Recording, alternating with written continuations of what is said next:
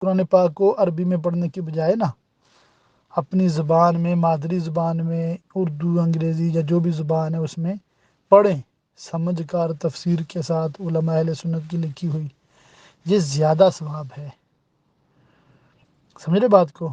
بلکہ عربی بھی پڑھیں، اپنی زبان میں بھی پڑھیں، نور علی نور۔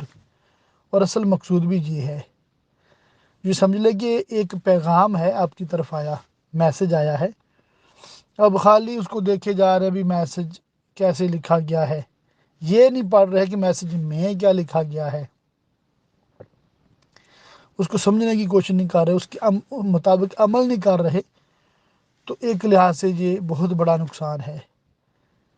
میسج بھیجنے والے نے اس لیے نہیں بھیجا تھا کہ آپ چیک کریں اس میں الفاظ کتنے ہیں، حروف کتنے ہیں، نہیں، میسج میں ایک آپ کو حکم ہے، اس کو بجا لائیں، فالو کریں، تو وہ سمجھنے کے لیے تو اپنی زبان میں سمجھنا ضروری ہے نا۔ واللہ اعلم بالصواب۔